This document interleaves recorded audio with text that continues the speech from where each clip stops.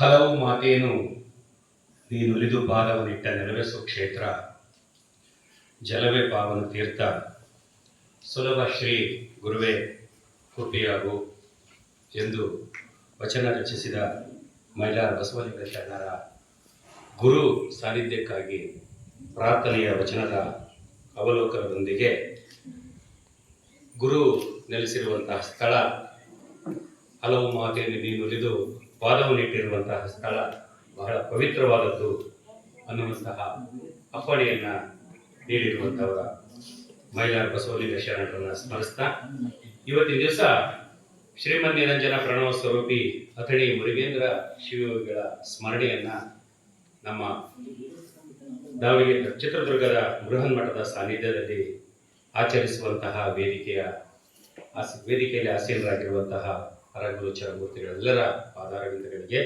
ಹಾಗೂ ಕ್ಷೇತ್ರನಾಥ ಮುರುಗೇಂದ್ರನ ಸನ್ನಿಧಿಗೆ ಪಾದ ನಮಸ್ಕಾರಗಳನ್ನು ಸಲ್ಲಿಸ್ತಾ ನೆರೆದಿರುವಂತಹ ಎಲ್ಲ ಶರಣರಿಗೂ ವಿದ್ಯಾರ್ಥಿಗಳಿಗೂ ಶರಣ.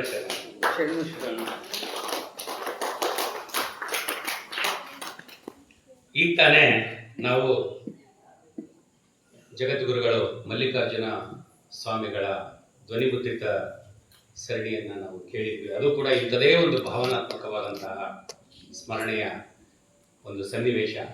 ಅಂತ ಸನ್ನಿವೇಶದಲ್ಲಿ ಪೂಜ್ಯರ ನುಡಿಗಳನ್ನ ನಾವೀಗ ಅವಲೋಕಿಸಿದ್ವಿ. ಇವತ್ತಿನ ದಿವಸ ನಾವು ಈ ಪೂಜ್ಯ ಮುರುಗೇಂದ್ರ ಶಿವಯೋಗಿಗಳು, ಅವ್ರನ್ನ ಮುರುಗೇಂದ್ರ ಶಿವಯೋಗಿಗಳು ಅಂತಿರಲಿಲ್ಲ, ಅಥಣಿ ಶಿವಯೋಗಿಗಳು, ಅಥಣಿಯಿಂದಲೇ ಜಗಜ್ಜಾಗೀರಾದವರು, ಅಥಣಿ ಶಿವಯೋಗಿಗಳ ಸ್ಮರಣೆಯಲ್ಲಿ ನಾವು ಸೇರಿದ್ವಿ. ಯಾಕಂದ್ರೆ ಬಸವ ಪರಂಪರೆಯಲ್ಲಿ ಪ್ರಾಪ್ತ ಸ್ಮರಣೀಯರನ್ನ ಸ್ಮರಿಸುವುದು ಒಂದು ಸಂಸ್ಕಾರ, ಒಂದು ಸಂಸ್ಕೃತಿ ಮತ್ತು ಒಂದು ಪರಂಪರೆ.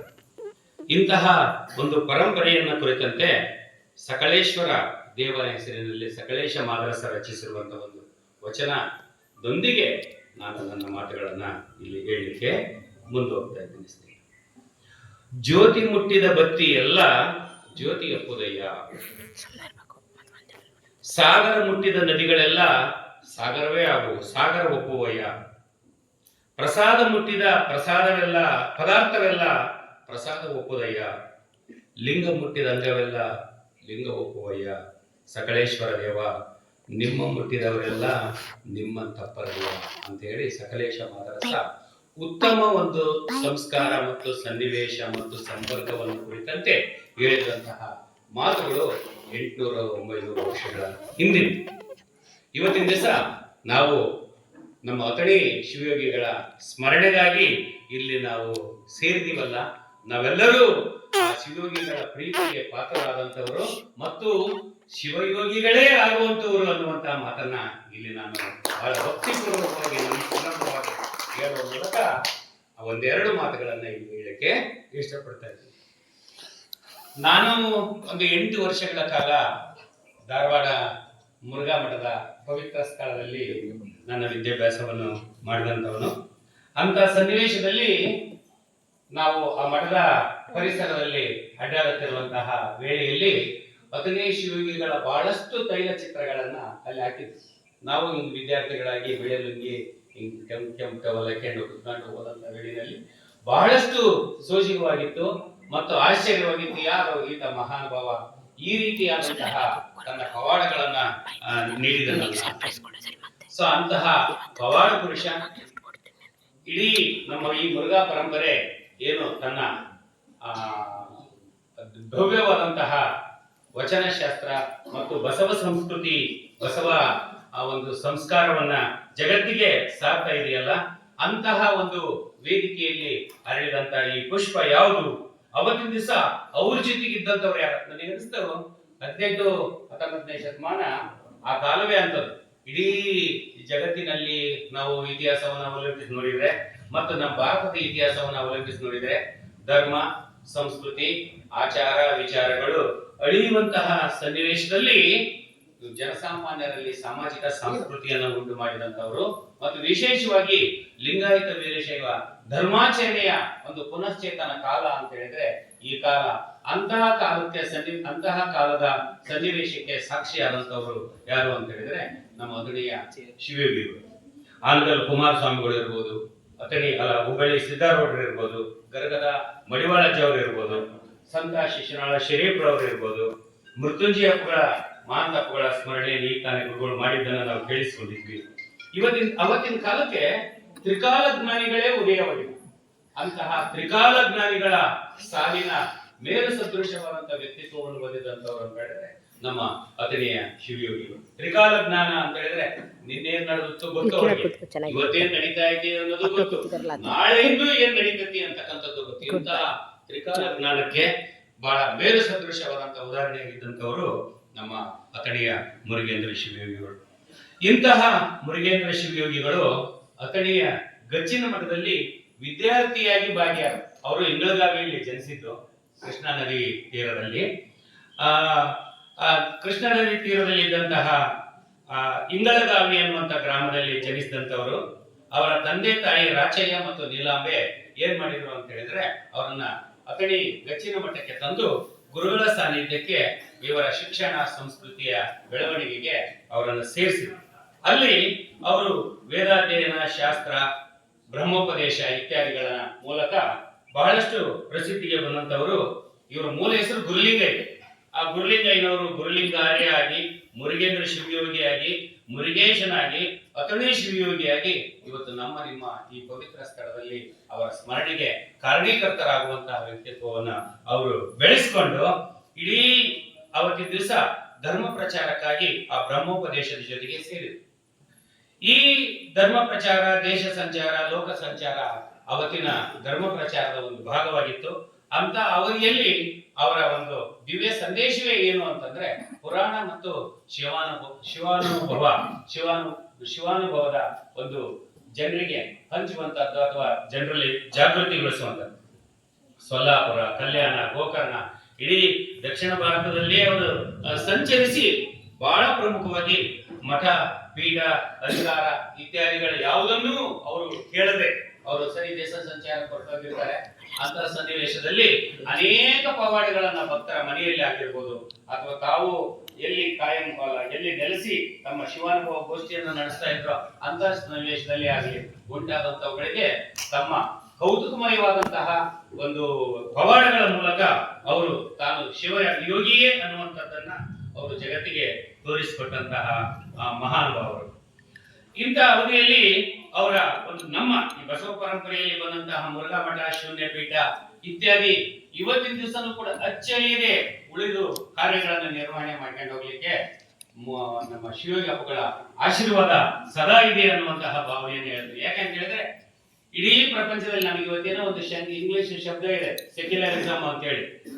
ಇಡೀ ಜಗತ್ತಿನಲ್ಲಿಯೇ ಸೆಕ್ಯುಲರಿಸಮ್ ಅನ್ನುವಂತ ಪದ ಡಿಕ್ಷನರಿನಲ್ಲಿ ಇರಬಹುದು, ಆದರೆ 12ನೇ ಶತಮಾನದಲ್ಲಿ ಸೆಕ್ಯುಲರಿಸಂ ಇಲ್ಲ ಅನ್ನುವಂತ ಶಬ್ದ ಪದ ಪ್ರಯೋಗ ಇಲ್ಲದೆ ಬಸವಾದಿ ಶರಣರು, ಅಲ್ಲಮ ಪ್ರಭು, ಅಕ್ಕ ಮಹಾದೇವಿ ಏನು ಅವತ್ತಿನ ದಿವಸ ನೂರಾರು ಕುಲ ಬಾಂಧವರು, ನೂರಾರು ಕುಲಜರು ಹುಟ್ಟಿ ಹಾಕಿದಂತಹ ಆ ಶರಣ ಸಂಸ್ಕೃತಿ, ಬಸವ ಸಂಸ್ಕೃತಿ ಏನಿದೆಯಲ್ಲ, ಆ ಬಸವ ಸಂಸ್ಕೃತಿಯನ್ನ ಚಾಚೂ ತಪ್ಪದೆ ಜಗತ್ತಿಗೆ ಸಾರಿ ಈ ಪವಿತ್ರ ಕ್ಷೇತ್ರವನ್ನ, ಮಠವನ್ನ, ಈ ಪರಂಪರೆಯನ್ನ ಜಾತ್ಯತೀತವಾಗಿ ನಿರ್ಮಾಣ ಮಾಡಿದಂತಹ ಭಾರತದಂತಹ ಯಾವುದಾದ್ರೂ ಒಂದು ಮಠ ಪರಂಪರೆ ಇದೆಯಪ್ಪ ಅಂತಂದ್ರೆ ಅದು ನಮ್ಮ ಮುರುಘಾ ಪರಂಪರೆ.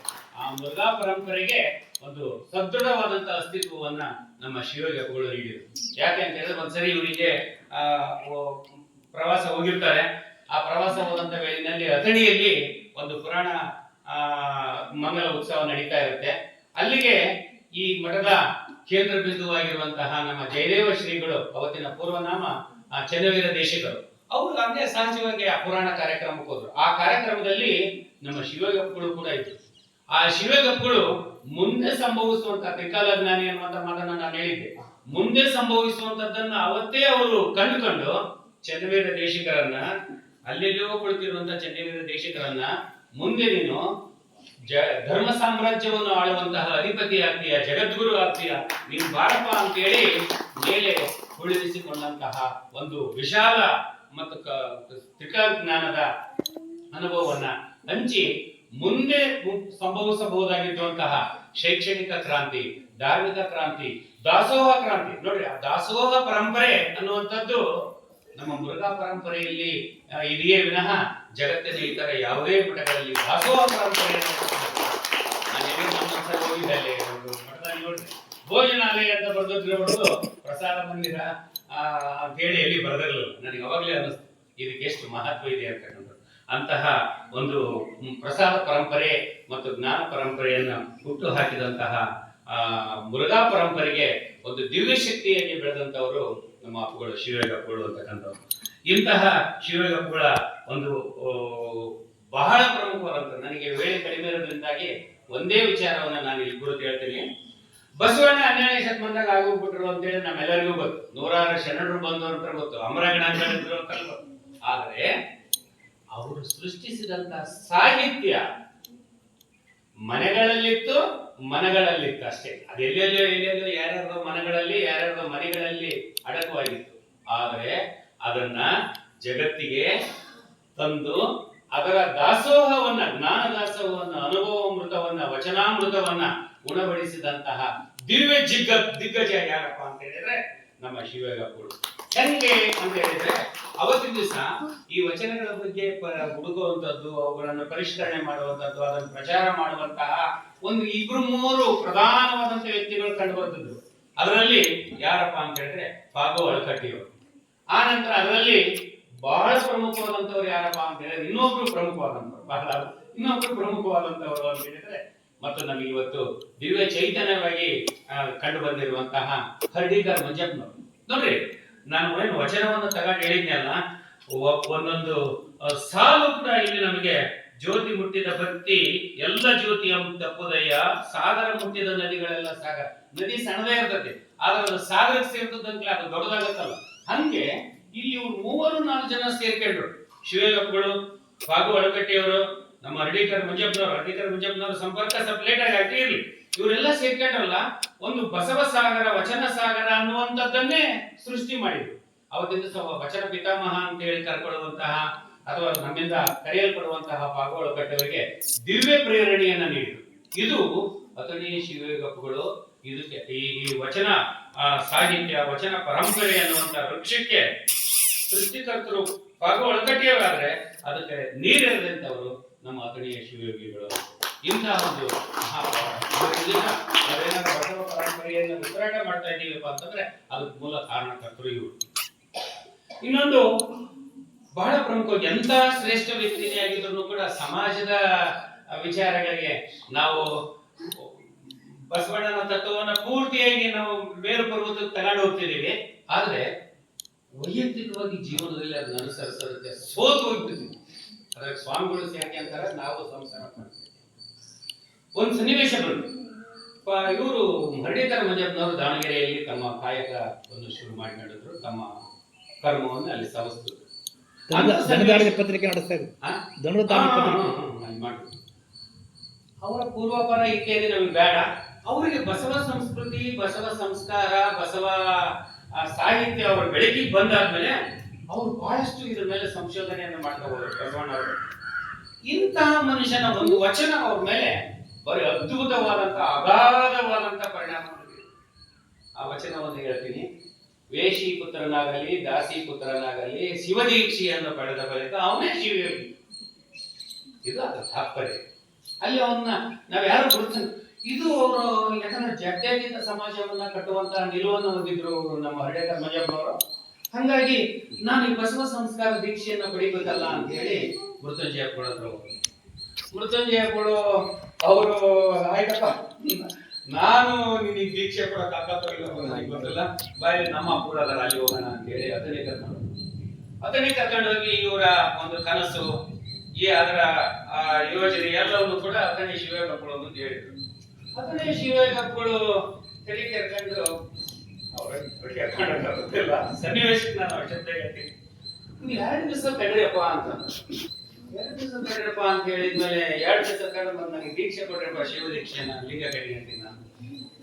2-3 ದಿವಸ ಯೋಚನೆ ಮಾಡಿ ಆದ್ಮೇಲೆ 1 ದಿವಸ ದೀಕ್ಷೆ ಕೊಟ್ರು. ಅವಾಗ ಅವರು ಶಿವಯೋಗಪ್ಪಳಿ ಒಂದು ಮಾತು ಕೇಳಿದ್ರು, ಅಲ್ಲಪ್ಪ ಮತ್ತೆ ಬಸವಣ್ಣನ ವಚನ ಹಿಂಗೈತಿ ಮತ್ತೆ ಹಿಂಗೇನು, ಅದು ಅವರನ್ನ ಬಾಯಿ ಭಾಷೆಯಾಗಿ ಕಾಡಿದ್ರು. ಯೋಚನೆ ಮಾಡಿದ್ರೆ ಹೋಗಿ ಅವರಿಗೆ ಲಿಂಗ ದೀಕ್ಷೆಯನ್ನ, ಶಿವ ದೀಕ್ಷೆಯನ್ನ ದಯಪಾಲಿಸಿ ಇಡೀ ನಮ್ಮ ಲಿಂಗಾಯತ ಧರ್ಮಕ್ಕೆ ಒಂದು ಮಾಣಿಕ್ಯ ದೊರೆಯುವಂತಹ ದೃಢ ನಿರ್ಧಾರವನ್ನ, ಐತಿಹಾಸಿಕ ನಿರ್ಧಾರವನ್ನ ತಗೊಂಡ್ರು. ಇದು ಅವರು ಇಟ್ಟಂತಹ ಒಂದು ಐತಿಹಾಸಿಕ ಹೆಜ್ಜೆಯಾಗಿದೆ. ಅವರ ಜೀವನ ಚರಿತ್ರೆಯಲ್ಲಿ ಬರ್ತದೆ. ಒಂದ್ಸರಿ ಬಿಳಿ ಜಟ್ಟಿಯವರ ತಂದೆ ಶಿವಗಪ್ಪನ ಭೇಟಿ ಮಾಡಿದ್ರು.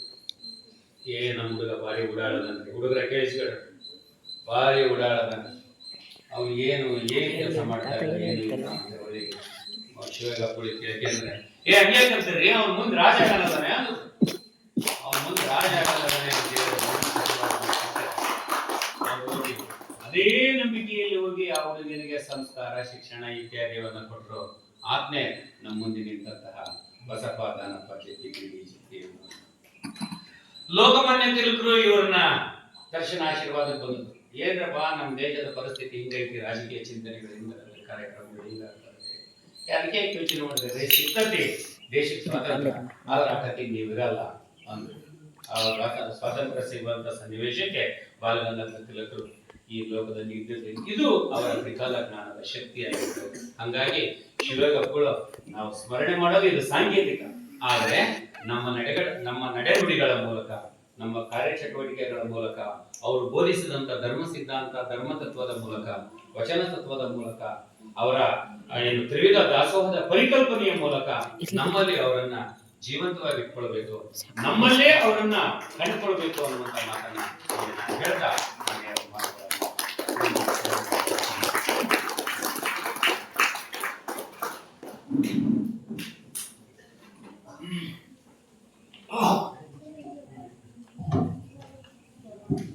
ಶರಣಾರ್ಥಿ